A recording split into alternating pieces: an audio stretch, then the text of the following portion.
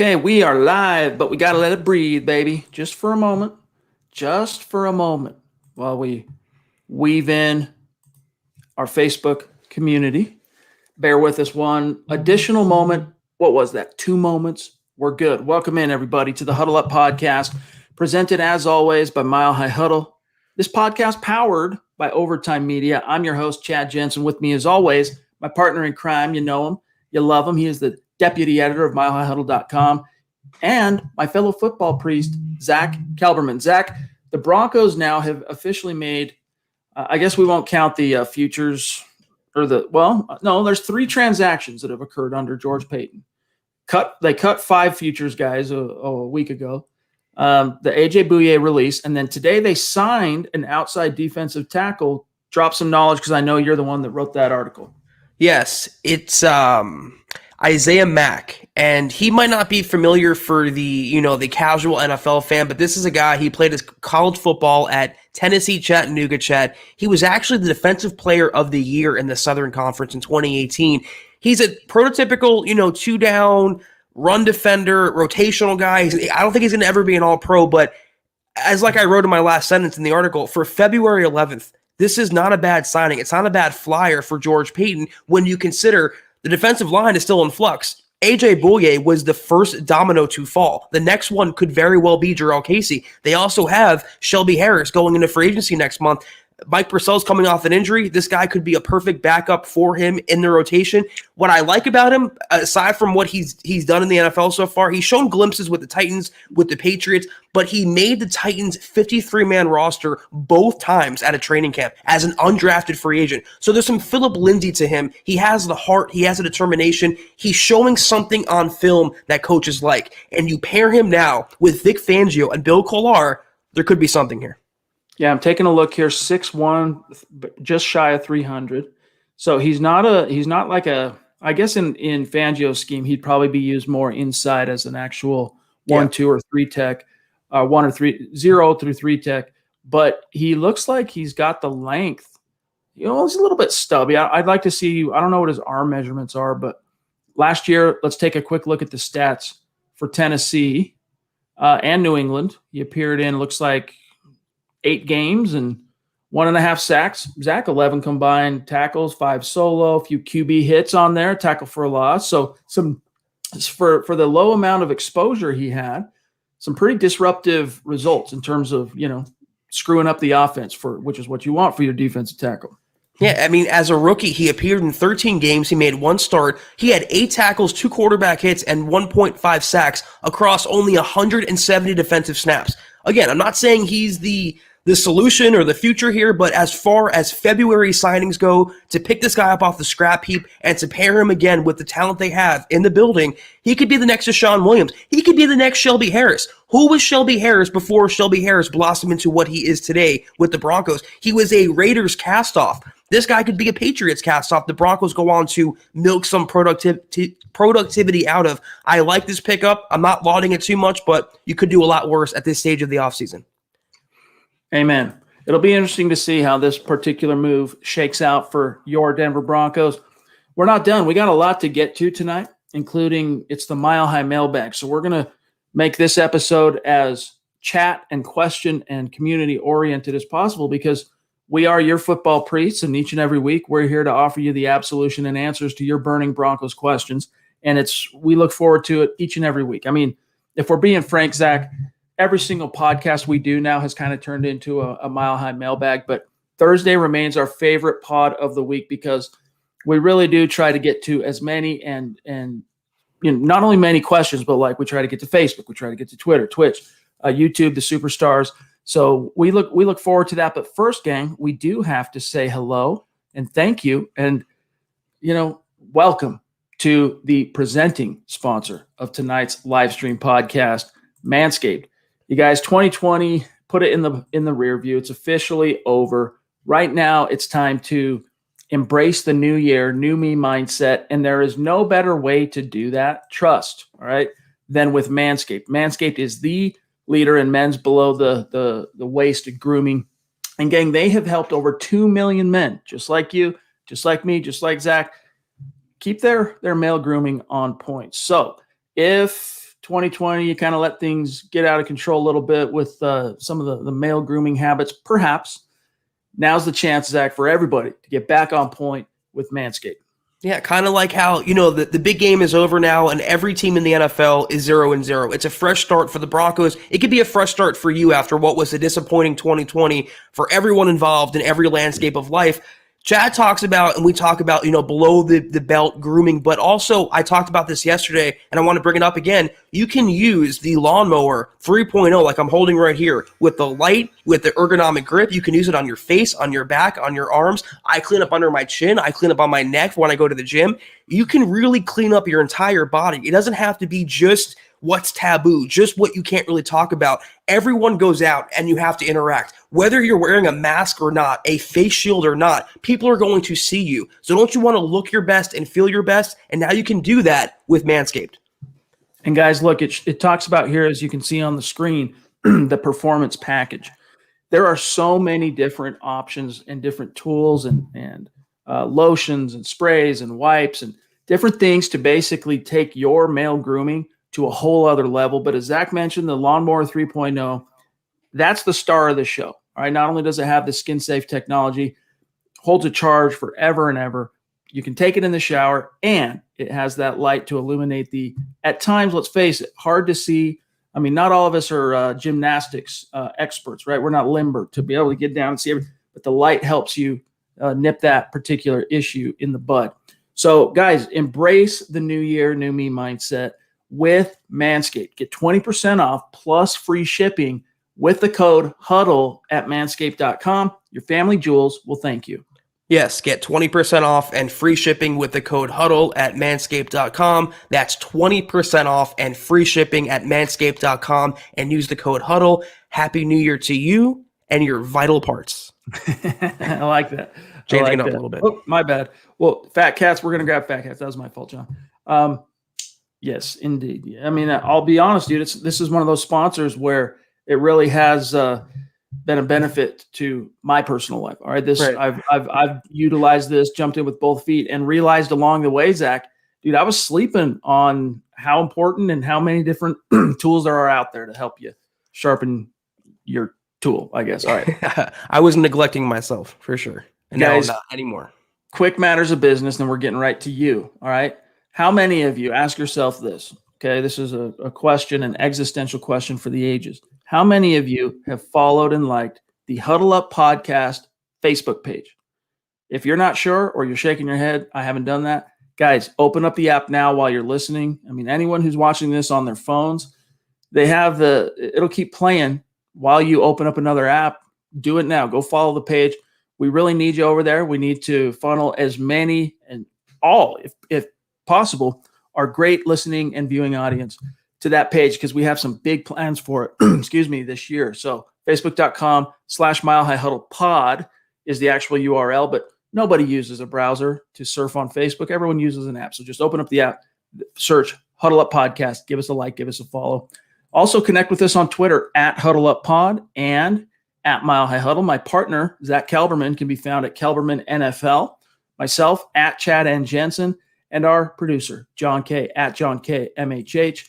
Also, guys, gentle reminder to head on over to huddleuppod.com. Get your swag on. Get a hat, get a tee, get a hoodie, get a face mask. Little something for everybody. It's another way to support what we're doing here. And then, guys, one last call to action here, okay? Episode 6 of Kelberman's Corner is dropping in just a couple of days now, and you need to be in on that. Zach, we've been stunned. We've been floored. We've been just gratified by how many of our great listeners on YouTube and Twitter and Apple and everybody else have flown over there and subscribed and become official supporters on Facebook so that they can get access to Kelberman's Corner and all the other great premium content we're dropping this year. But if you haven't done that, consider it. Even if you listen to the show or view the show mostly on another platform, maybe you're listening to Huddle Up on Apple or iHeart or YouTube or Twitter, whatever, that's what you're used to doing.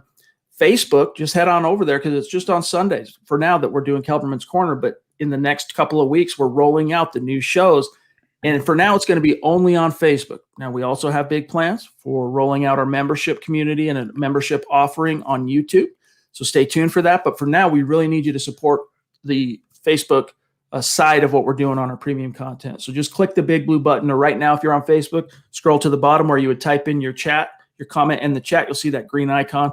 Click that. I think it's $5 a month. You're in like Flynn. And if you're not in a position to do those things, it's all good. I believe it when we say this. We are just grateful to have you here with us, whether you're live or listening after the fact. But we do ask that you subscribe on YouTube, especially, and Apple. It's crucial. Or if it's Spotify or if it's iHeart, subscribe to the show. Like this video. Right now, Zach, we're approaching 400 or 500 live in the chat on our different platforms we're streaming to.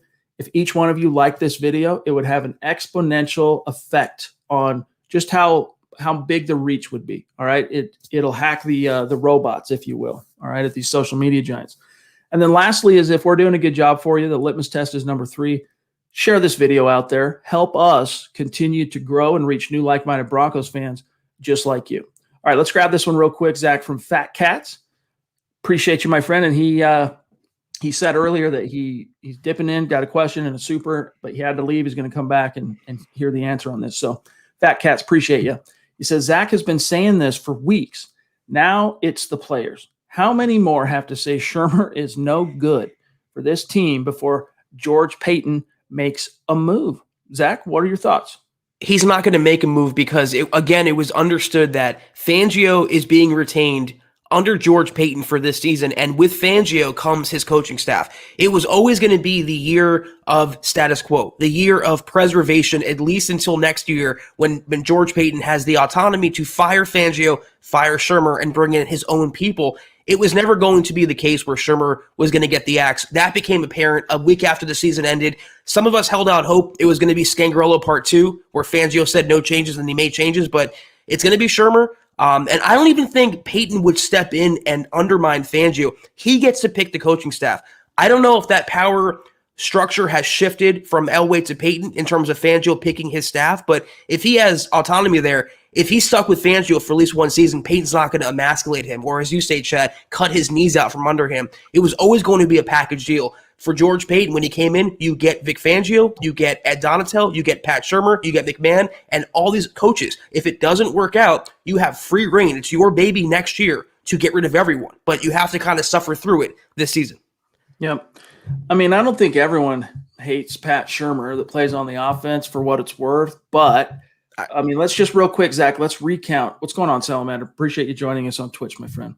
Who would like him, though? Like, who benefited from Pat Shurmur last year? I think you could argue, just for the sake of being devil's advocate, I think you could argue that Melvin Gordon benefited from his scheme.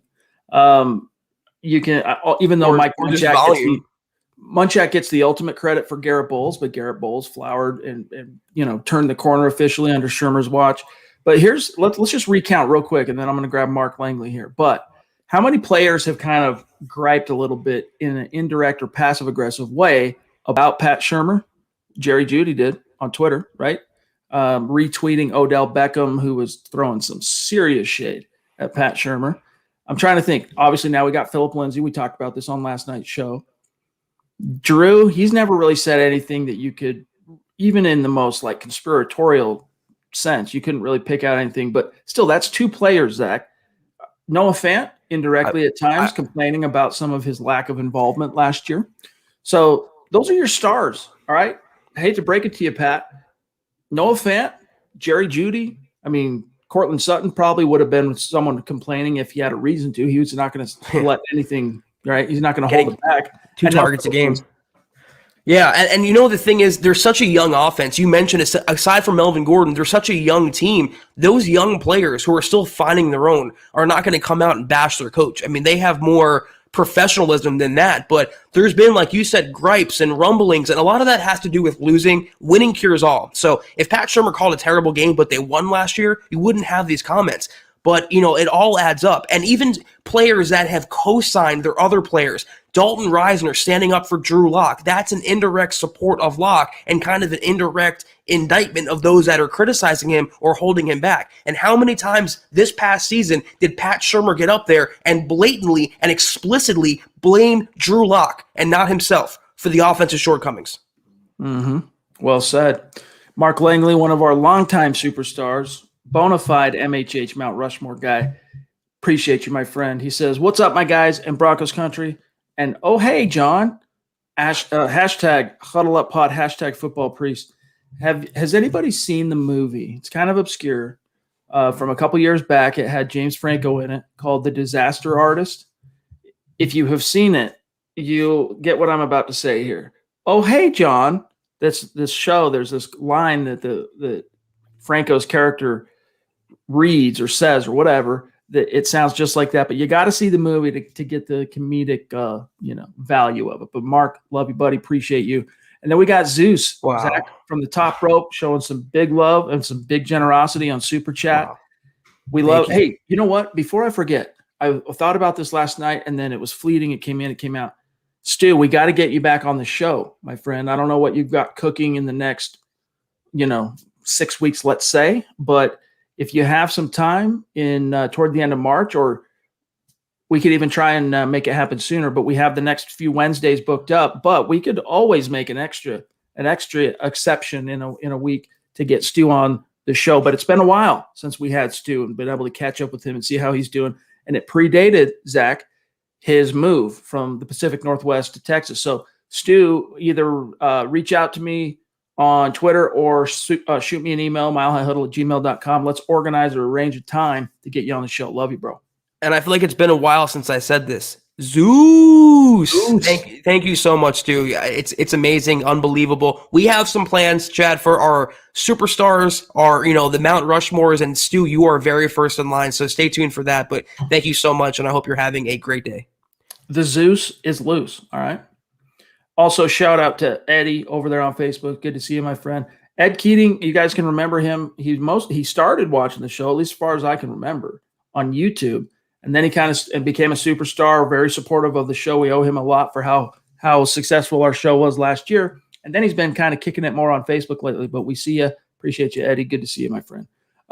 Also, I didn't get a chance. I know Zach barely mentioned it as we were about to head out last night. But shout out to Dylan, who is been very helpful in the chat lately. And, he's been a superstar for a long time. But we really appreciate what you're doing for us, my friend. He talks about, though, in this particular comment that the Von Miller and Kareem Jackson, the window, all right, for their options starts tomorrow. Now, I can't verify that. I don't know that for sure, but I trust Dylan. If he has a good beat on that, I'm going to trust that. What do you think is going to happen, Zach, as far as Vaughn is concerned? Because it starts tomorrow. The window doesn't mean there's a collision coming, but Vaughn, man, I guess the team's got to wait to see what's going on with that criminal investigation. Exactly. That will be the telltale of Vaughn's, I believe, at least his short-term future in Denver. If they want to keep him at his current contract, if he's cleared from that, I think they'd have more willingness to. But if a bad update comes out or he's convicted or whatever is the next step for Von Miller, which it seems unlikely, I think the Broncos would either look to renegotiate or maybe even move on. But nothing's going to happen tomorrow on either front. This is going to be a process that takes at least a couple weeks. They have to plan for the combine. They're still in their pre-draft process. George Paton's still trimming the fat of the roster. This is going to be an ongoing thing, but the window does open tomorrow, Chad, and that means the clock starts ticking as well. Let's grab this one from Robert on YouTube. I know we have some super chats that are stacking up. We'll get to everyone tonight. Trust. Robert on YouTube says, who should the Broncos burn some money on in free agency? Dak Prescott. Yeah, in a perfect world, right? But he's probably not getting out of Dallas. So that being the case, I'm saying, look, run it back with Drew one more year and go pay some money, burn some money with Andy Dalton so that you have a competent, capable, experienced veteran failsafe in the true sense of the word. Not just a guy that, can be a Jeff Driscoll and help you get close to beating a quality opponent like the Pittsburgh Steelers last year in week 2, but a backup that could step in, whether it's because Drew gets hurt again, knock on wood, or if it's because Drew just fails and they have to bench him. Andy Dalton is a guy who's won a lot of games in the league, all right? His star kind of faded in Cincy, but he knows the game. He knows every team in the league, and he proved last year, especially down the stretch. It was a little rough for him early in Dallas, but down the stretch, Zach, he started flexing and putting up some volume there. In week 16 against the Eagles, he had 377 yards and 3 passing touchdowns. I would take that performance any day of the week under center for the Broncos.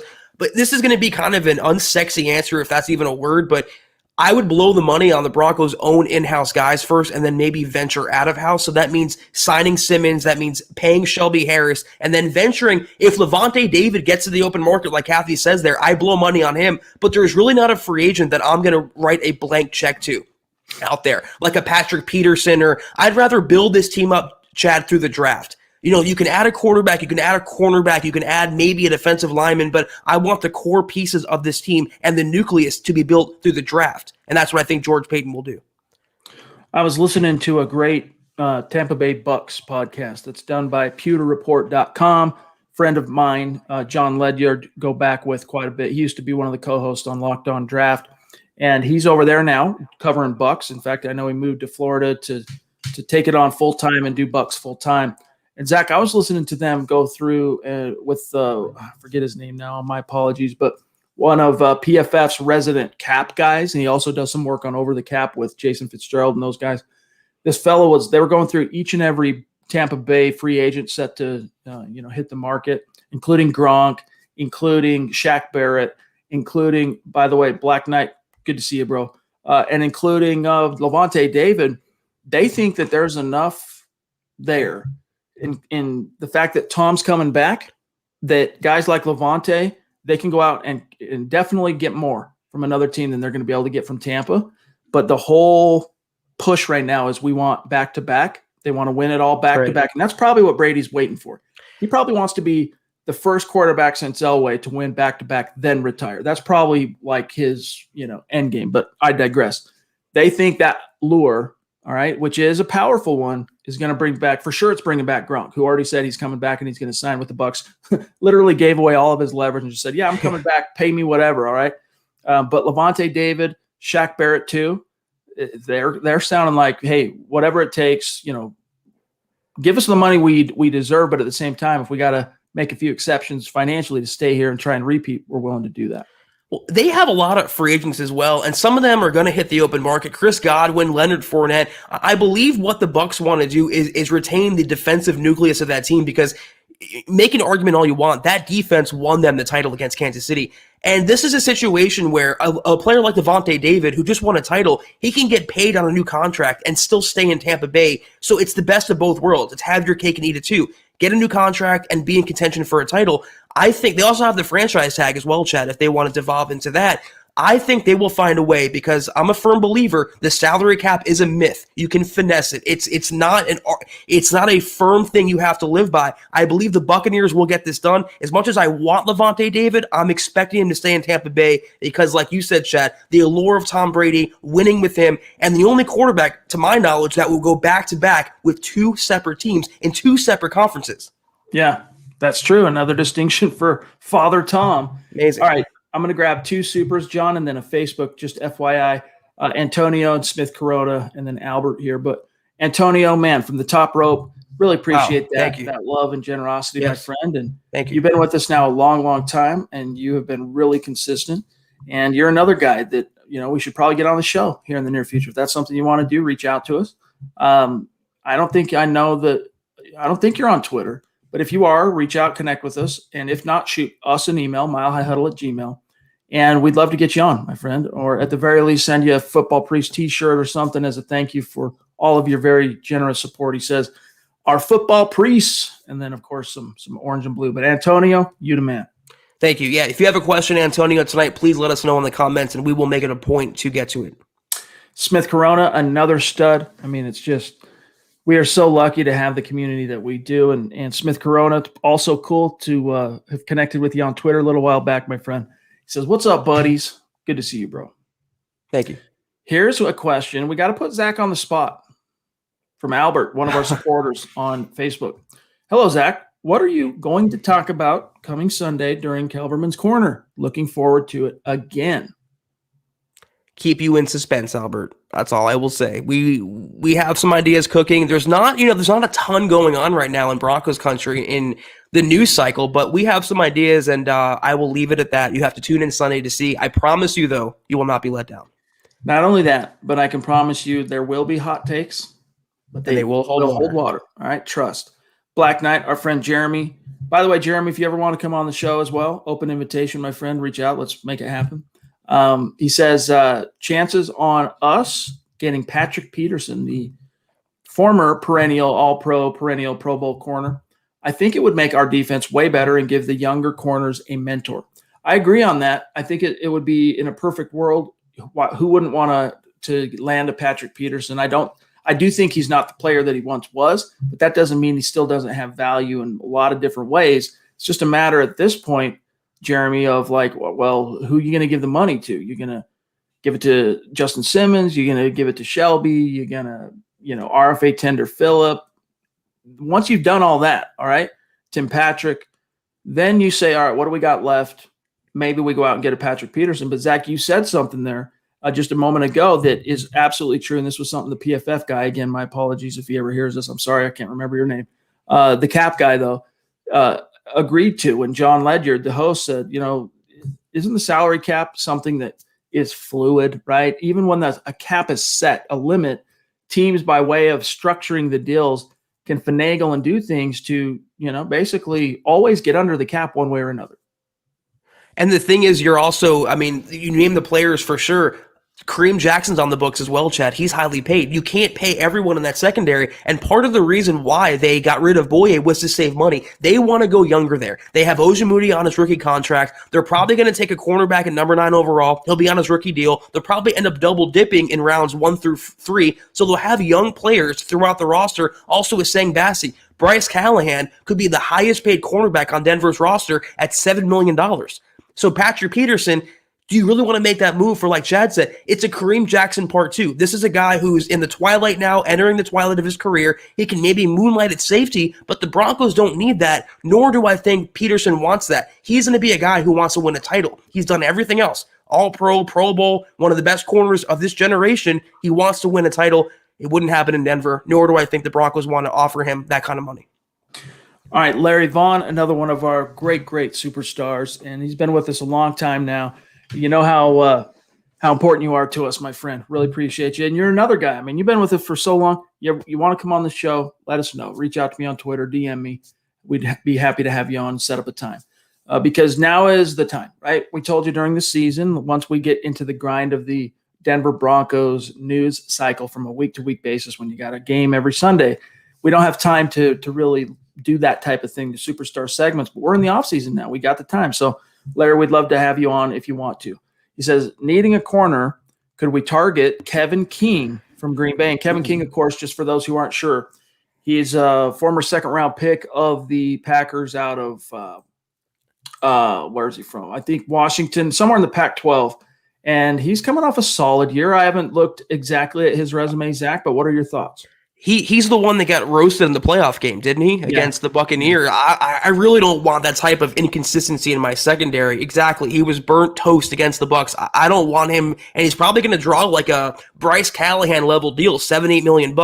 No way, Jose. Pick up, a Mike Hilton, Mackenzie Alexander, but save those premium investments for the draft. You can use a number 9 overall pick on Caleb Farley, and he's better than anyone you will find on the open market.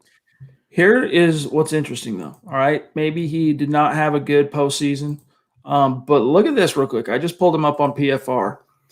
Last year in Green Bay, he started 14 games, had 15 pass breakups. That's actually a pretty big number, game, 15. Now, he only ended up with, and 5 picks. He had 5 picks, dude.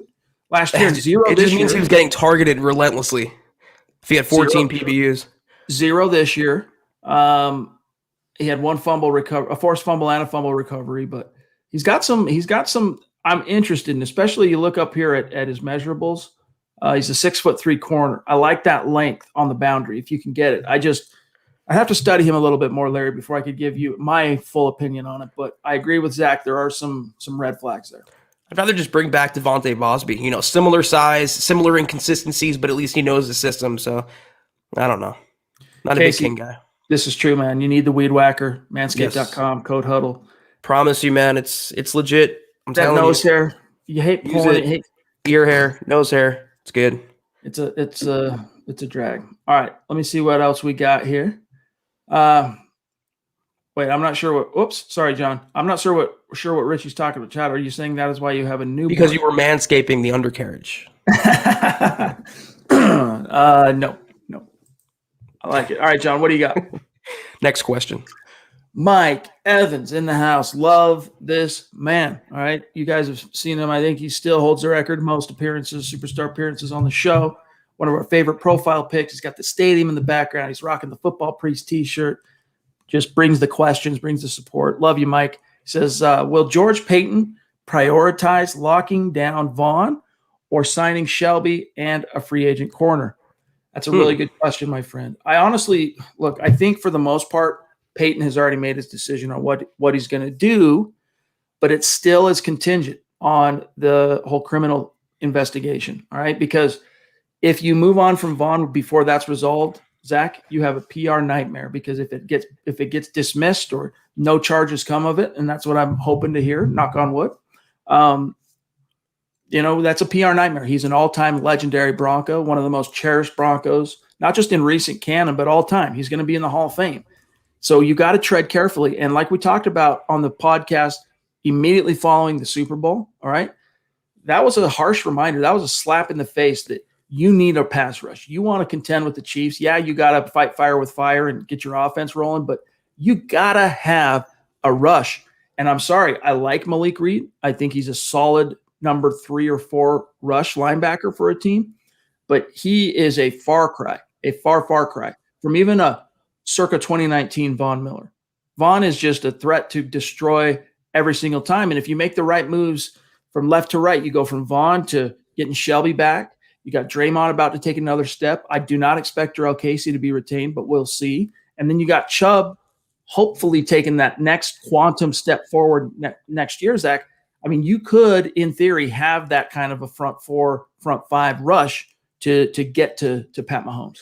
Yeah, and it's not just the linebackers, which what Tampa Bay showed. It's the entire front 7. It's the trenches as well. And what does Shelby Harris do? He disrupts the trenches, whether it's pass rushing or run defending. So I'm going to take the question in another direction. I think George Paton, like I mentioned earlier, is going to handle the in-house business first. That means the guys who are already on the team, already in the locker room. It means Vaughn's contract, his option. It means paying, hopefully, Shelby Harris, paying Justin Simmons, and then venturing out for a free agent cornerback, which I don't really think will be high up on his priority list. I think he's dead set. I want to believe on going after that position at number 9 overall, because he's guaranteed, for the most part, more than likely, to land either a Pat Surtain or a Caleb Farley, a blue-chip cornerback. So I think his first order of business is what he's doing now. He signed a guy that it was just a flyer, but he released AJ Boye. He released the futures guys. He's trimming the fat from the roster. And once he handles the in-house business first, then he will explore what's outside of Dove Valley.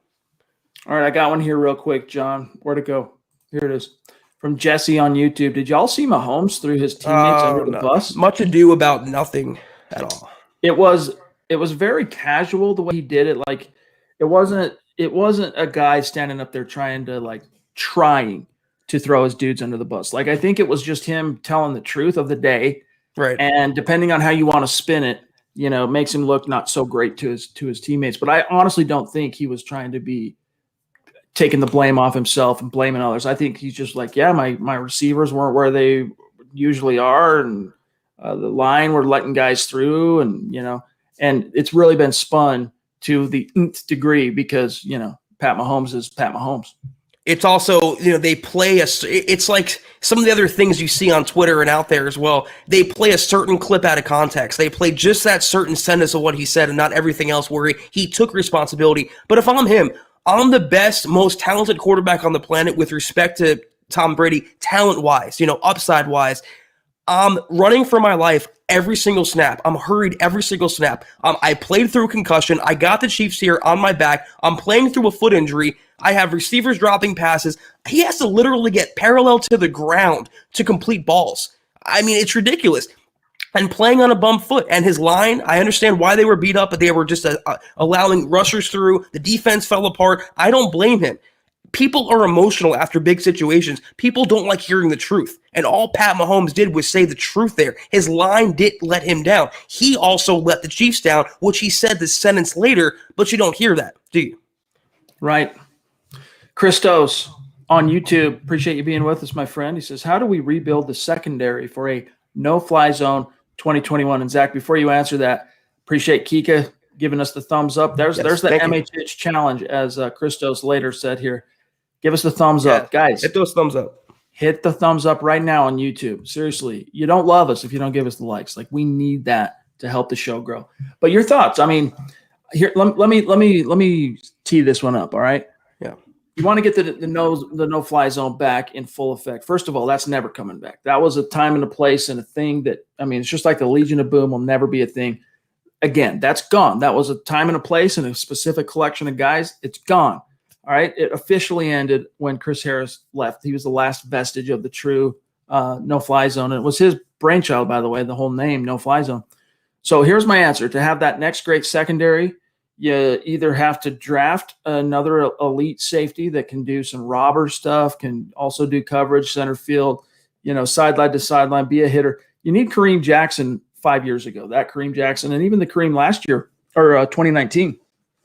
But it might be Kareem because he's under contract. And as we talked about already, the option is coming up. The Broncos have a decision to make on Kareem's third year, but he is under contract. You get Kareem. You got Bryce. There's your Chris Harris of the new look, no-fly zone, if you will. You need, though, two more. One has to be a legit, like, top upper echelon boundary corner shutdown guy to kind of be your newfangled Aqib Talib. Who's that going to be? I mean, only time will. Michael O.J. Moody becomes that, because Bradley Roby of 2014, I should say the Bradley Roby of 2015 that was a contributor and a key guy of the no-fly zone, wasn't that guy in 2014. 2015, he blossomed even more. Maybe Michael O.J. Moody could be that. But, Zach, I think you need two more additions, and you got to make the right decision on Kareem because, look, I thought that Kareem was not as impactful last year, personally, but all of the advanced analytics guys and even Eric Trickle and I think Nick and Carl, those guys, they loved what Kareem did last year. I didn't see it the way they do, but, that's the score.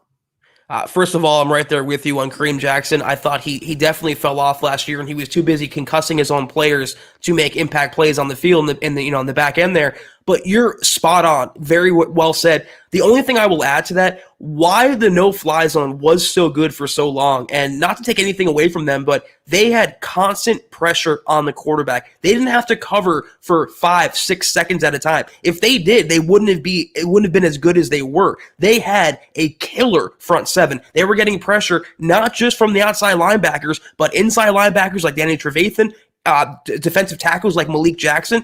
The quarterbacks were having to get rid of the ball, and they were locking down their defenders, their offensive players in coverage. So it was a perfect combination. That's what the Buccaneers proved in the Super Bowl against the Chiefs.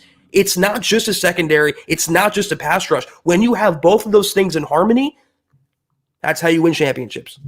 John, I need Simon, Levi, Edward, and Mohammed. If you can get those queued up while we handle Chris here.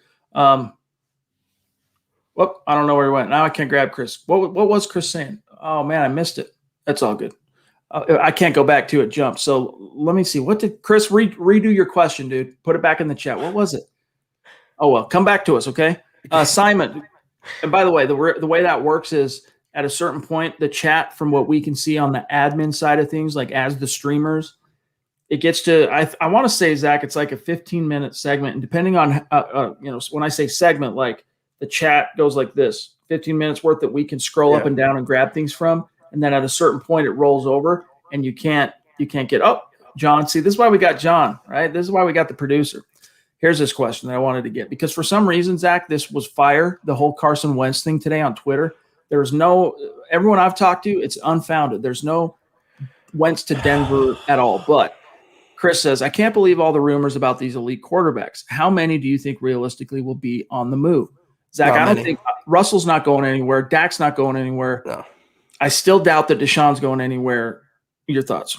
Carson Wentz, I think, is the only guy that's going to get traded among the bunch. And I don't know where this Denver connection is coming from. All accounts suggest he has ties to Chicago and he has ties to Indianapolis. Probably going to be Chicago. I think they're negotiating a deal right now. Different kind of packages. The Eagles want a first-round plus for him. They want something comparable to what the Lions gave up for Matt Stafford, which is way too much for Carson Wentz. I don't want him anywhere near Denver, Chad. He is damaged goods. He is not what the Broncos need, so it's not happening. I don't see these quarterbacks It's rumors right now. It's silly season. It's February 11th. Trust Chad and I when we tell you there's nothing else going on right now. So things might be more manufactured or packaged or just kind of heightened than usual. Take it with an industrial size grain of salt. But listen, it's not, I mean, we have fun with every single rumor that happens, but there has to be a little bit of a kernel of veracity to it, right? Just at least something. There's not a kernel on Wentz to Denver. There's nothing out there. Nothing. I think it was a fan created rumor on Twitter. Nothing. All right. There is teeth to the whole Watson thing. There was teeth to Stafford. So for what it's worth. All right, Simon, thank you for your patience, my friend. One of our great listeners up there north of the 49th parallel. It proves Broncos country is not a geographic location. All right. It's a state of being, baby. It's wherever you are. Simon, appreciate you, man. Hello, gents. Should the Broncos have cut Bouye so soon? If the draft goes poorly for cornerbacks, we may be looking in free agency. Better the devil you know in that case, ? Love what you guys are doing. Thank you, Simon. I get what you're saying, the devil you know, because that's a true thing. That the cliches become cliches for a reason. But in this case, the dude, AJ was a shell of, let's say you look at his peak seasons, all right, which were actually 2016, his final year in Houston, and 2017, his first year in Jacksonville, in which he earned a Pro Bowl berth, had 6 picks. Those 2 years, the guy he was last year, a shell of that guy. A shell. Now, granted, he had some bad luck with the injury bug, the shoulder, then the concussion, but the injury, the suspension was the icing on the cake. The Broncos could not countenance saying, hey, we're not planning our defense for 2021, knowing our number one corner is going to be suspended. Like, we can't roll with that. Plus, look, the player he was last year, Zach, let's be frank, not worth 12, 13, 14 million that he would have cost on the cap this year. So it was the correct move. I don't regret or doubt. I have no misgivings on that at all. But it does, the flip side to that is it does just simply make the cornerback holes, all right, all the more pronounced. But I think most Broncos fans and Broncos media, they went into the offseason knowing that AJ Bouye was not part of the Broncos' future plans. Some people forget the fact his suspension's not over. He has 2 more games left to serve. So you're going to keep him on for 14 games at most and paying him, $12 million for below average play? He was never going to be the cornerback that he was. We were all loving the trade because the Broncos flipped it for a 4th-round pick. It was peanuts for him. It was worth the gamble, but it was a 1-year flyer. Happens all the time. It was always a hole, and I think that hole didn't get any bigger, Chad. It was always big. And AJ Bouye was just the first domino that had to fall before you start filling it. All right, Levi, bona fide superstar. Another guy, Levi, if you're interested in coming on the show, reach out to me or Zach, and we'll set it up. All right, we'd love to have you on if that's something you're interested in. And by the way, when we make that offer, all right, don't feel obligated. We understand that for some people it's a very daunting or intimidating notion to come on a live podcast or a live broadcast where the lights are on you, you got your microphone. Some people kind of clam up. We totally get that, so don't feel obligated. All right, we definitely ask anyone that's been on the show. It's not as daunting as someone might think. All right, trust on that. But we understand if you don't want to, so don't think it's an obligation. But Levi, if you want to come on, reach out. He says, am I the only one that feels like Pat Shurmur does not like Drew Lock? Zach, it's kind of weird because when Shurmur first landed here, I made a few calls. I checked with a few people. Word on the street was, all right, from 2 people I talked to that were close to the whole situation in New York. Shurmur liked Locke. Gettleman liked Daniel Jones. And the GM, of course, wielded the most power in that hierarchy, and so the pick was Daniel Jones. But it didn't really feel like he was in love with Locke last year to me. How about you? Pat Shurmur didn't like a lot of things last year. He didn't like jet sweeps. He didn't like play action. He didn't like using Noah Fant. He didn't like using KJ Hamler. I don't think he has something personal against Drew Lock. I don't think he's purposely tanking Lock's progress. I think Pat Shurmur does not match up with the skill sets of Lock, nor of the where the league is going now. He calls plays from a 2006 standpoint when it's 2021 now. That is Pat Shurmur's biggest problem, and that's why Scangarello jived with Drew Lock so well. It's not about experience, Chad. He was a first-year coordinator, but he went 4-1 under Scangarello, and Scangarello in one game was more creative than Pat Shurmur the entire season. You either have it or you don't, and that's why I'm saying the NFL is a young man's business, and the sooner the Broncos get an offensive play caller that's younger and more in tune with the quarterback, the better off they will be. It's 2021, gang, and the offense Pat Shurmur was running last year was stuck in 2005. All right, Edward Keating, man, there he is. You didn't have to do that, dog, but we really appreciate it. Seriously, thank you. It all adds up. Yeah. You want to come on the show? Reach out. We can set it up. You're an OG superstar, so love you, bro. He says, "What's up, guys? Sorry I've been gone, but I'm back. If Locke balls out and the coaching staff is crap again, do you guys see a path where the Broncos keep Locke and get rid of the coaching staff? Glad to be back. Hashtag Denver Broncos. I love it, dude. Look, when a quarterback balls out, it comes out in the wash. And by that, I mean it's reflected in the standings. There are a few exceptions that prove that rule. Like as an example, last year, Deshaun Watson statistically balled out, but he wasn't good enough to overcome all the other foibles and problems and roster holes and coaching issues that team had. But more often than not, when a quarterback, Zach, balls out, it means their team's winning, which means the coach doesn't end up being on the hot seat. So I can't really foresee a Drew does well, but the team struggles scenario in which that question ends up being, something we would strongly have to consider. I think if Drew does do well, the Broncos are going to do well. Vic will keep his job, and Locke will be the guy.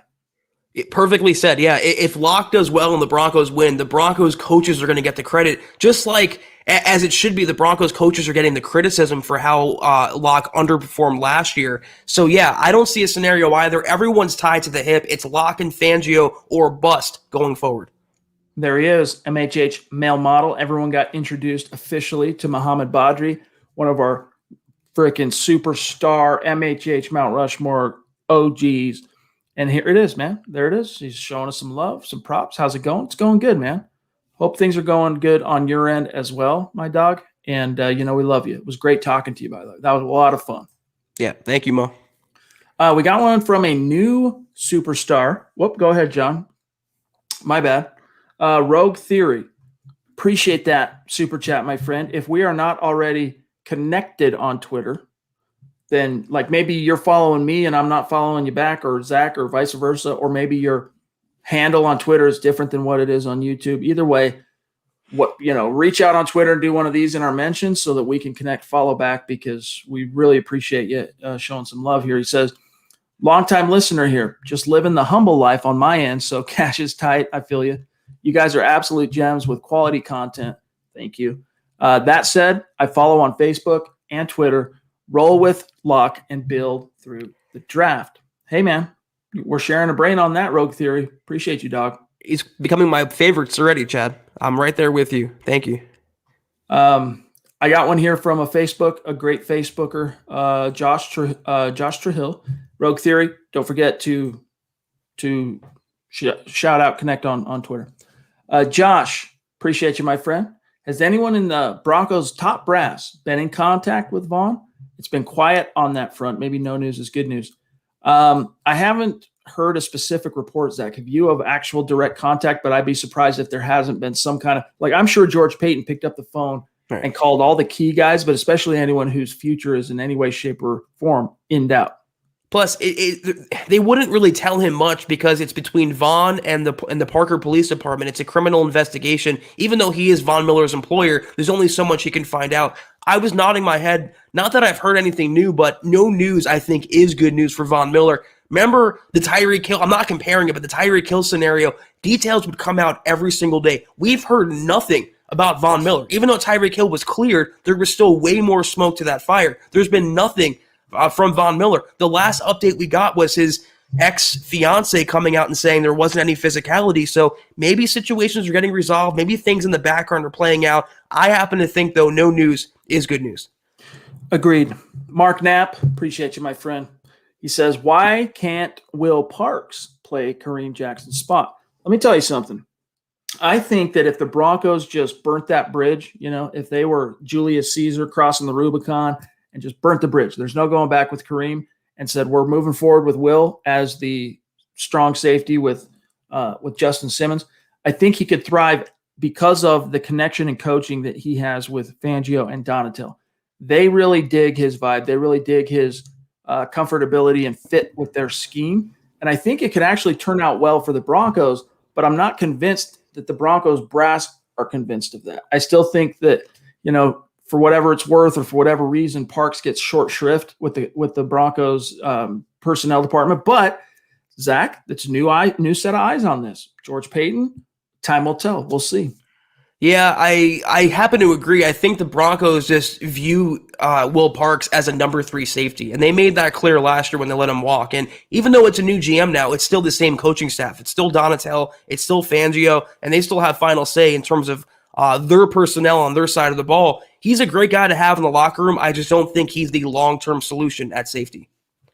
Joshua Scott, another newer name that I don't recognize on Super Chat. So Joshua, thank you, my friend. And welcome. Stick around, connect on Twitter. He says, Drew Lock is the answer. Cortland Sutton and that offense is a sleeping giant. Have faith. I feel you on that. I'm not like head over heels telling everyone that Drew's going to become and fully take on the franchise quarterback mantle this year if he's given the chance. I wouldn't be surprised if that happens because I think he does have that in him. I do think there is a ceiling like that for Drew Lock, a potential. But it's not for sure, right? He still has a lot of kinks.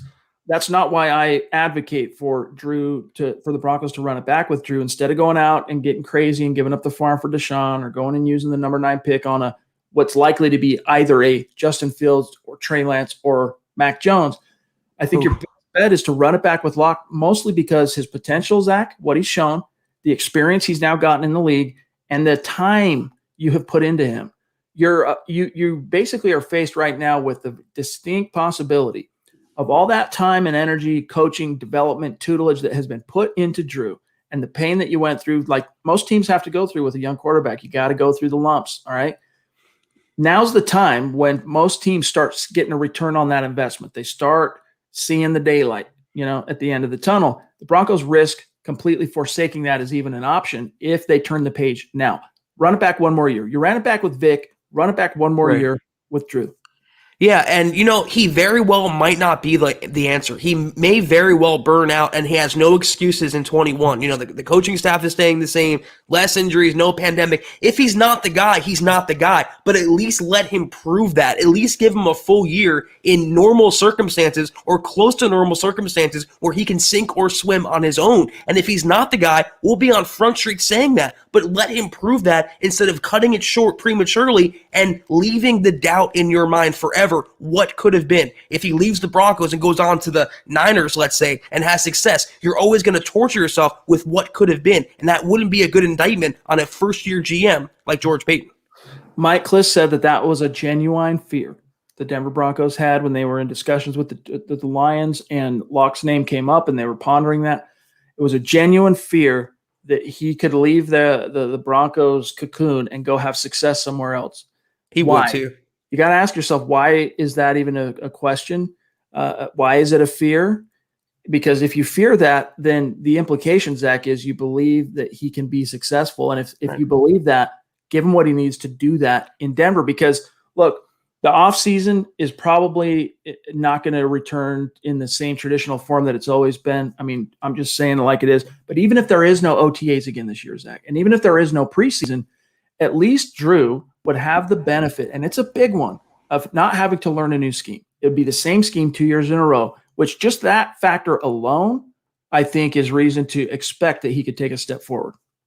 Yeah, and if he doesn't, then he doesn't. But at least let the Broncos let the situation play out. And what's the old cliche for any draft prospect or especially quarterbacks? Year 3 is always the season where they take that next jump, that leap. If he doesn't do it this year, it's probably not going to come in Denver. But at least let him show he can or cannot do it. All right, we got a good question here from Todd, who always brings good questions on YouTube.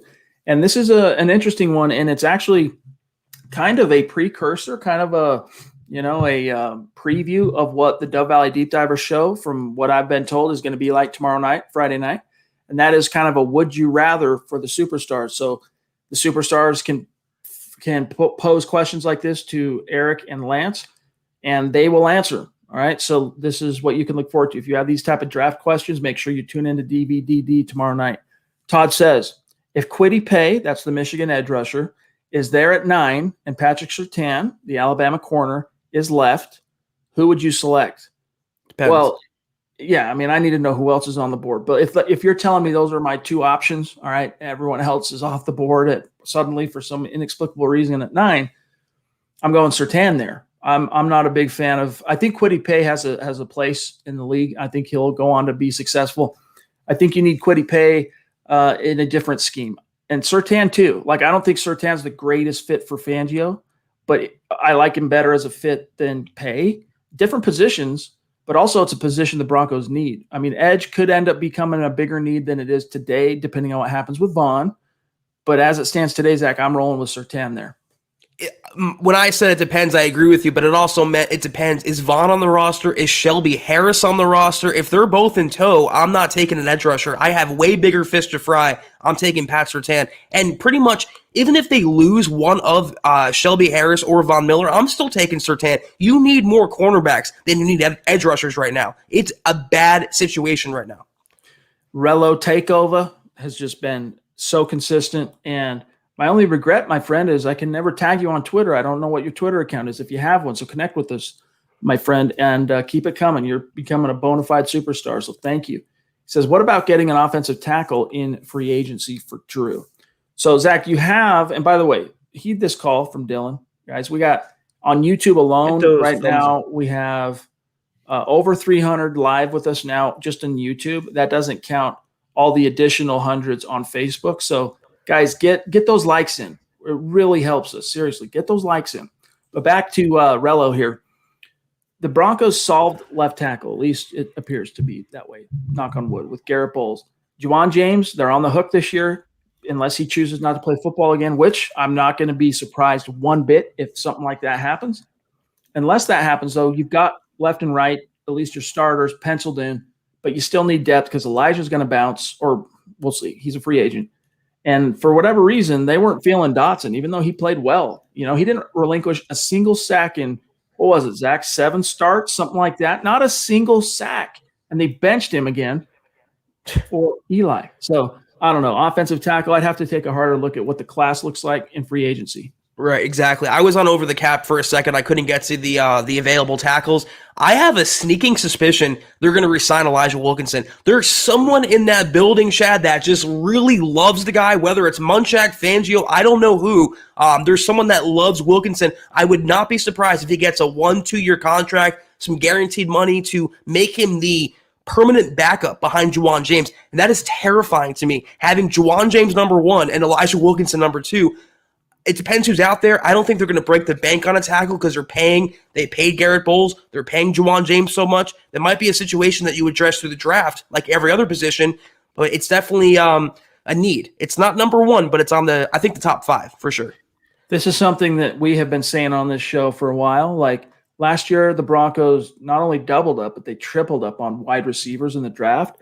But they should do the same thing this year, but with corners. Go corner first, second, or at least draft at least 2 corners that are starting caliber, meaning corners that you believe have a realistic chance of being starter ready by September if you get your ducks in a row as a coaching staff and get them through the learning curve. I'm all about that. It'll be interesting to see if it shakes out that way, though.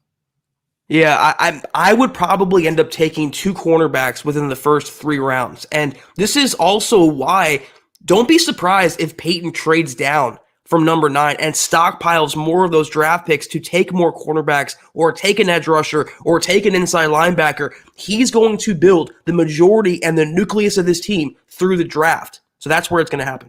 Our friend Meek, one of the superstars, saying he's having some trouble doing a super on YouTube, wants to know if we use the Cash App.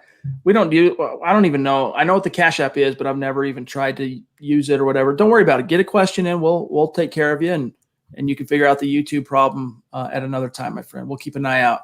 Let me see here. Mr. Castillo in the house, another superstar, very consistent. Every week we hear from Mr. Castillo. Appreciate you, dog.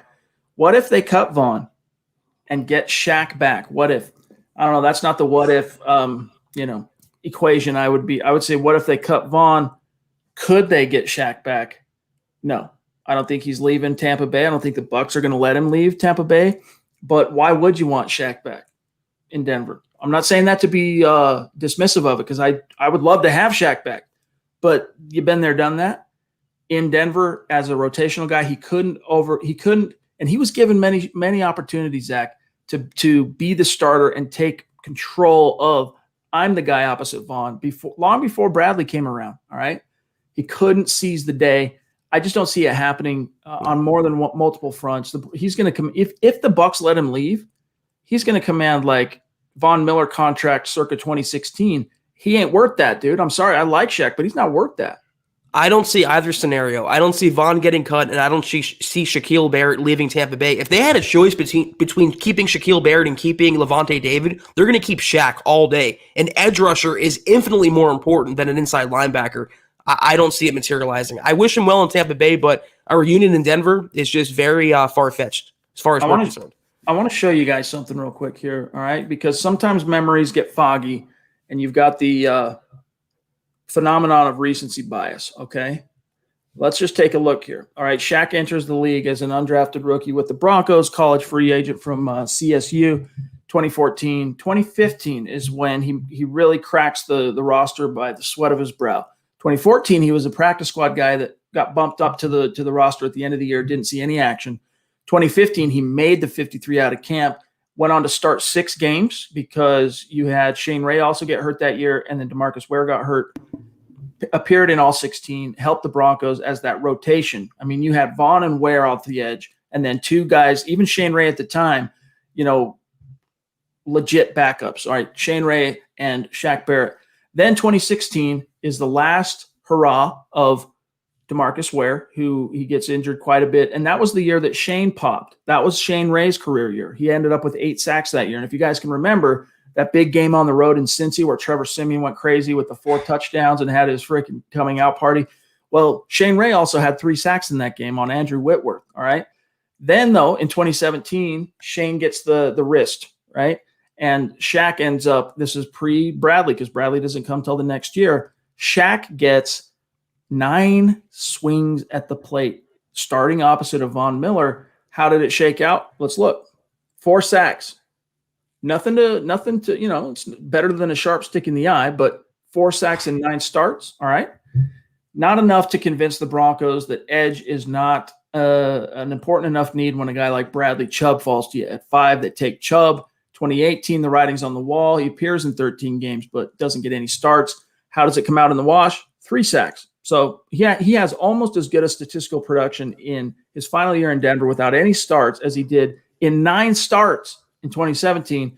And then, of course, he goes on to ball out in Tampa in 2019, Zach, and be the NFL sack champ. And, solid season year 2 in Tampa, but it was his playoff performance through the 4 sacks I want to say he had in the playoffs this year, and of course the Super Bowl. That's why he's going to get paid. But I really don't think, guys, I'm sorry to tell you, I don't think he'd be worth that money, and it's going to cost Von Miller type money if you want to actually push for Shaq Barrett.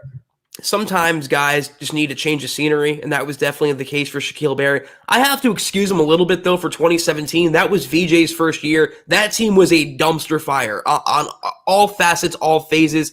I'm happy for him now. Like I said, I was never expecting him to come back. He's going to stay in Tampa Bay, and I'm happy he won a ring. He deserves it. He was phenomenal the last couple seasons. All right, we're at the 1 hour. We're over the 1 hour mark. John, really quick, I want to get this question here, but let me just give you a quick update on the back end. I know you see what I'm seeing here, but let me just, for yours and our sake, let me just take a quick look. We've got Josh, Larry again, Adon, Tyler, James, Rogue, Larry again, Pete, and then we're caught up and we can bounce. But real quick, we got a rapid fire from here, gang. So, Zach, real quick for Clifton on YouTube, what's going to happen with DeMarcus Walker, who's now an unrestricted free agent? Well, you can look at the Isaiah Mack signing as a possible indication the Broncos aren't going to bring him back. If they're already signing an out-of-house defensive lineman, they're probably going to cut Jarrell Casey. They have to invest in Shelby Harris. I would, as much as I want DeMarcus Walker to come back, I would be surprised if the Broncos made him an offer out of the gates. If he's still on the open market after 3-4 weeks, they can make him a prove-it deal type offer. They can get it back cheap. I would not be surprised, though, if he leaves the Broncos this offseason. And goes on to have some success somewhere else. Yes. I like him. Like a Shaquille Barrett, perhaps. Maybe not to that level, but, Yes. Yep. Josh V, newer name on Super Chat. Welcome. Thank you. Connect on Twitter, my friend. Keep it coming. Says, I'm a big believer in Drew. What do you guys want to see Locke do in year 3 in addition to improving stats? And what do you like about Locke the most? Really good question, my friend. And then, by the way, John, real quick, I want to grab this one from Kenneth, and then we'll get to the remaining supers. What do I want to see from Drew? If the Broncos do run it back with Drew, I want to see Drew, just like Dalton said, be the assertive QB1. I'm the frickin' man. What I say goes. Jerry, you're John on Twitter. You're not getting any balls this week. Sorry, dog. Fall in line. Get behind us. This is what we're doing. You don't like it, you're not getting the ball. And I'm not saying that's what he should do, but just that mindset, right? Where this is my team, dude. This is my offense. My career's on the line here as the guy. Fall in line or hit the bricks. And then not only that, but take that swagger that everyone responded to in that locker room in 2019 and what they loved about him in 2020, even though he had a harder time kind of selling the swagger because the results weren't coming out in the wash. Nevertheless, you got to somehow convert that swagger to your leadership style and rallying your dudes and getting them to battle and bleed for you. I think you can do it. Dalton Reisner said he needs to take a step forward as a QB1 and be a leader in that sense. I agree with that. And then the other thing, Zach, is throw stats out of it. Clean up that footwork, dog. If you don't clean up the footwork, Drew, you're going to burn out of the league. That's the bottom line. And you have the talent to be the man. You have the talent to be a stud in this league. But where's the discipline, right? Where's the awareness of, I got to mind my platform. I got to mind my drop back, my footwork. In order to have consistent results, you got to have a consistent, base, let's just say. So I want to see that the footwork especially, improve, and I think everything else will if that does. Absolutely agreed. I want to also say to take care of the football, not to give away, not to fumble, not to make errant throws, not to commit interceptions. Just take care. I'm not saying be Alex Smith, be a game manager, but just be a little more cognizant of where you are on the field, where the players are on the field, where your targets are. And finally, what do I want to see from Drew Lock over more than anything else, Chad? Stats, whatever, winning. I want to see Locke win. I want to see the Broncos win. That is the only thing that matters. Not touchdown passes or QBR or any analytic. Winning. Winning is the bottom line in the NFL, and that's what I want to see from the Broncos and Locke. All right, John, for what it's worth, James Moss at 716 is my next closest one. And Cowboys tripping. I don't know what they're thinking, Kenneth. I think it was he's a free agent, so they technically didn't want to have him in the video, but he's your best player. It was a 30-second clip. Why not have him in there? I want to believe it was an honest omission, but nothing surprises me at all about Jerry Jones of the Cowboys. They operate on a level that no other team operates at. For those listening after the fact, Kenneth's asking Zach, what's up with the Cowboys leaving Dak out of their hype video? So interesting stuff. We'll see. We'll see how that resolves. All right, I'm going to grab James. Appreciate you, James. He says, I don't want to, and it's good to see you again, by the way, my friend. He says, I don't want to give up everything for one guy. How many teams traded their future and won the Super Bowl the next year? Build. It's never happened.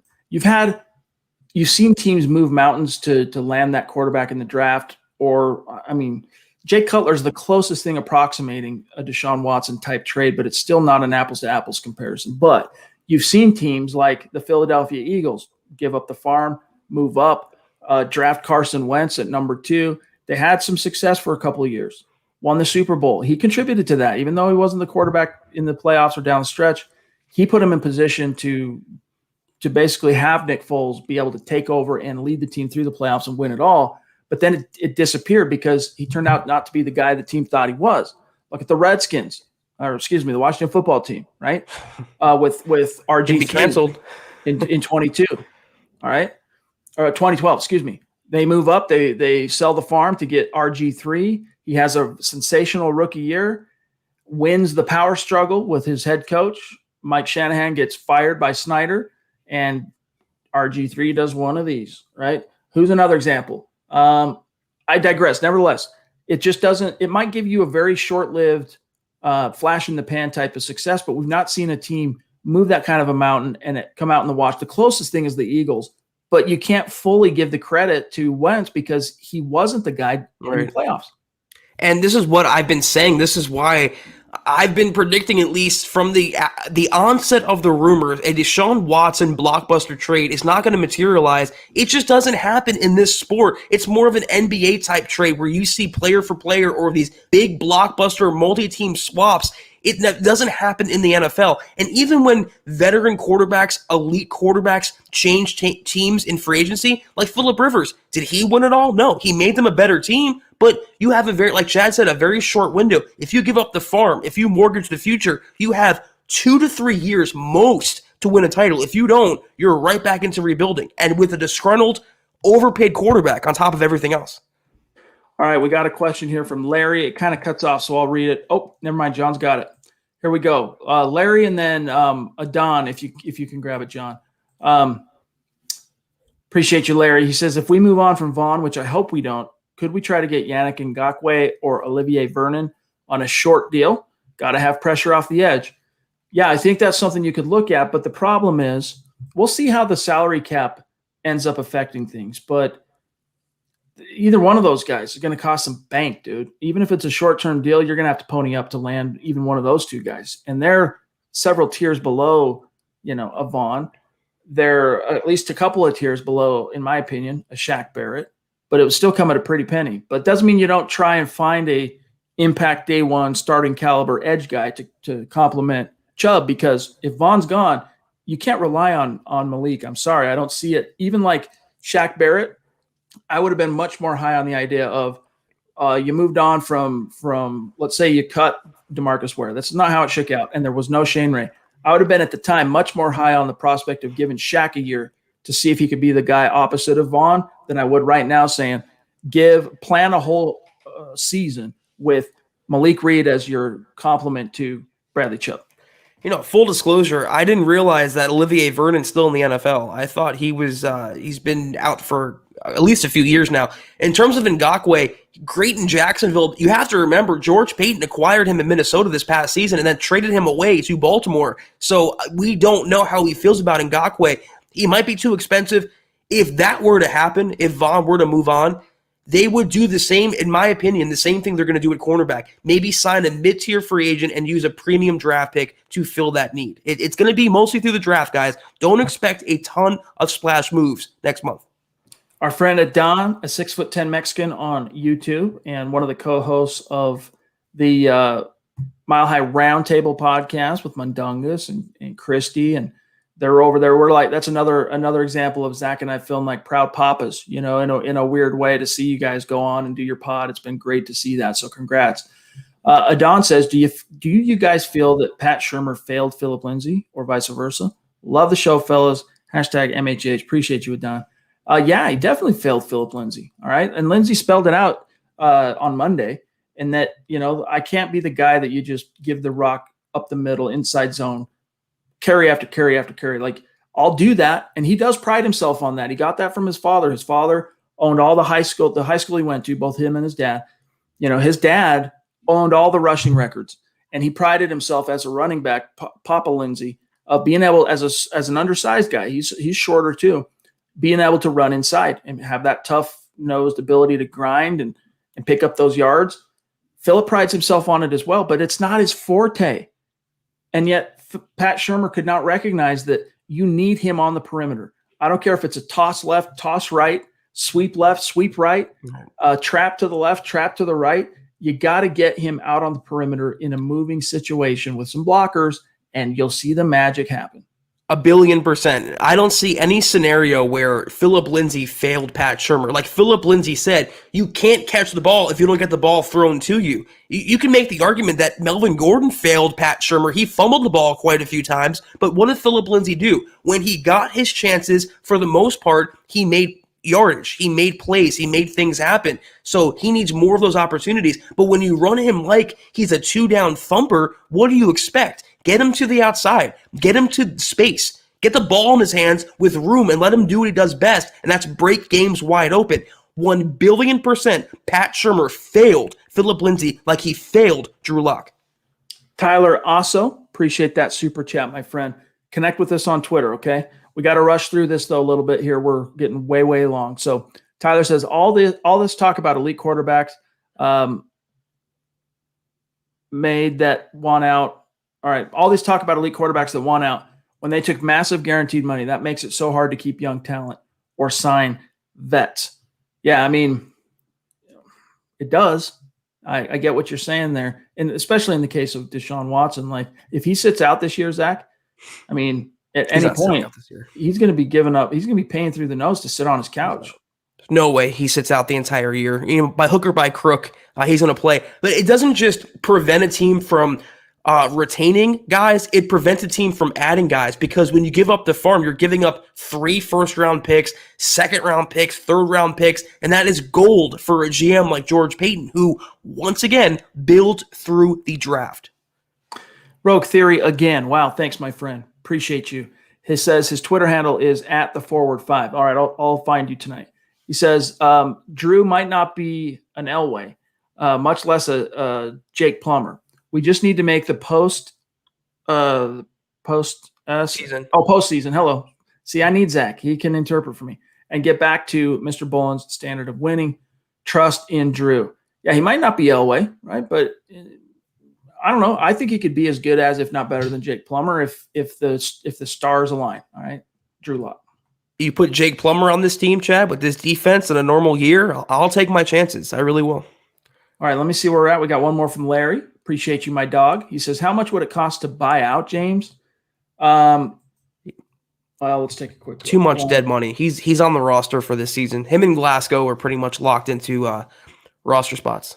Yeah, Juwan James, just real quick, 2021 hits $19 million in dead money, all right? So that means it's money that he's already been paid if you cut him. His cap number is $13 million this year. It's a $10 million base. So, and it's all guaranteed, that $10 million. So thanks, Mike Sullivan. Appreciate you. Pete Parker, Spider-Man in the house. Appreciate you, dog. He says, if our beloved Broncos miss the playoffs next year, who do you think is the best candidate? Bieniemy, Bowles, Moore? Thanks, Chad, Zach, and Beast. Appreciate you, Peter. I'm leaning, you got to go back offense. 3 of the 4 head coaches under the Elway, regime were defensive guys. Kubiak was the only one that wasn't, and they won a freaking Super Bowl. So if Fangio ends up flaming out, and I think there's a solid chance that's going to happen, I'm all about that offensive guy. Bieniemy, Daboll. We'll see who else kind of comes out of the woodwork between now and then, but those are the 2 guys on front of brain for me. Yeah, Kellen Moore, Shane Waldron, who's now, I believe, in Seattle. You have Greg Roman in Baltimore. The next head coach absolutely should be offense, and the younger the better. I want a creative mind calling the plays and leading this team. Kika says, Chad and Zach, first round. Caleb Farley, second round. Richie Grant, third round. Dylan Radins. Would you be happy like me? Yes. Well, we could live with that. We'd be stoked. Richie Grant's a freaking animal. Yes. Dennis Woods, good to see you, bro. Appreciate you. Total superstar. Longtime listener. Dennis, you ever want to come on the show, reach out. We'll set up a time. But we do have to hurry, so apologies here. He says, say we get Surtain at pick 9 and Caleb Farley is also available 1 or 2 picks later. Would you consider moving up to get Farley, or would that be too expensive? I mean, it probably would be too expensive. I'm trying to think. I'm trying to add up the point system, but it's too far in. I just don't think that's feasible for the Denver Broncos. I think what you'd more likely see, Dennis, is if you take whether it's a Surtain or a Farley at pick 9, Zach, I think the Broncos, if they still want to double up like we've been talking about on this show and do a Judy Hamler, but on the cornerback position, just wait till round 2 and take one of those guys. And there's a chance you might get like a JC Horn could end up slipping into round 2, and you could get lucky and move up 2 or 3 spots in the second round to get a guy like that. Yeah, that would be a little too much, I think, a little too over the top. They have other positions they have to fill on defense and offense. It's going to be one or the other, one blue chipper or the other. I want Caleb Farley, but I would not cry if it's Pat Surtain at number 9. All right, there was Dennis. All right, so I got, I think, 3 or 4 more. Mr. Ranch, good to see you, my friend. Really Thank you. appreciate the super, my dog. All right, let me see here. We're almost out of time, so we got to blast through and get Chris. Good to see you, my friend. He says, I've been sick, but I'm back. I hope it's not CV, my friend, and if so, just glad that you're back and on your feet. Appreciate you. Good to see you, definitely. Hope you're feeling good. Here he is again. Appreciate you, dog. Phillip Lindsay is the heart and soul of this team. Agreed. Yes, he is. He absolutely is. He is that spark, man. Norman Hall, good to see you, my friend. Thank you. Connect with us on Twitter so we can shout you out after the show. Do you see the Broncos? Okay, what's that, John? Do you see the Broncos making a splash move in free agency at any position? P.S. Love the show. A splash move. Quarterback. Meaning yeah, like a veteran Dalton, Fitzpatrick type. That's really the only splash I could see, Chad. Honestly. Same here. I mean, maybe depending on how cap casualty situation. Steve, thanks for the stars, bro. How the cap casualty stuff works out. Like if they do move on from Casey and you free up another $12 million there, if things don't work out with Vaughn and they do part from Vaughn, suddenly you're playing with a pretty serious amount of cap space. And I could maybe see in a scenario like that, they do spend on another edge guy or they do spend on a Patrick Peterson, but we just don't know yet until those cap casualty dominoes fall. I think you should expect mostly like mid-tier, second-tier signings and the bulk of Peyton's roster building in year 1 to be through the draft in April. Blue Ross says, I feel like we need more draft picks. Thanks for the super. Yeah, we know in Peyton's case, he's a guy that likes to stockpile. Zach, the phrase I've heard you say a few times is as many darts as he can throw at the board. He wants to stack up those darts. And I think that's the mantra you'll see. That's why another reason why I just don't see it being feasible to fit his kind of MO to go give up 4, 5, 6, 7, 8 draft picks to land Deshaun Watson. It just goes against his fiber as a GM, and I think as a person. It's just not what he operates on. Rocco 420, it was great. Great to connect with you on Twitter, my friend. Appreciate you, dog. Good to see you. Hashtag MHH. Hashtag Go Broncos. And I think we are current. So, yes, we are. So, guys, thank you so much for spending some time with us here today. Seriously, shout out to each and every one of you for checking in with us, whether you were with us for the whole episode or a section of it or whatever. Tonight live, we appreciate you. To our listeners after the fact. And there are many tens of thousands of you that are listening to this after the fact as an on-demand podcast on Apple, on Spotify, iHeart. We love you. We see you. We appreciate you. And in fact, we've had some really, really glowing and frankly just reviews on Apple Podcasts that just bring a tear to our eye. And just real quick, Zach, before we get out of here, I know we're long, but I just want to shout out a few people who have taken the time on Apple Podcasts to review the show and give us the 5 stars. And by the way, if you are one of our listeners on Apple Podcasts and you haven't given us a rating or a review, please do so. The 5-star review is always appreciated, and we like to do random giveaways to our reviewers on Apple Podcasts. But here we have 5-star legends from Confused and Hopeless is the handle on Apple. But he says, 5-star, and I'll just read a little bit of this. But he goes, I've only discovered the great MHH about 4 months ago, became active in the chat about 2, but from the first episode, I was hooked. Really appreciate that, my friend. And there's more. We got one here from I Am Bulldog, 5-star, saying MHH is always the best. Go to the go-to resource for all things Broncos.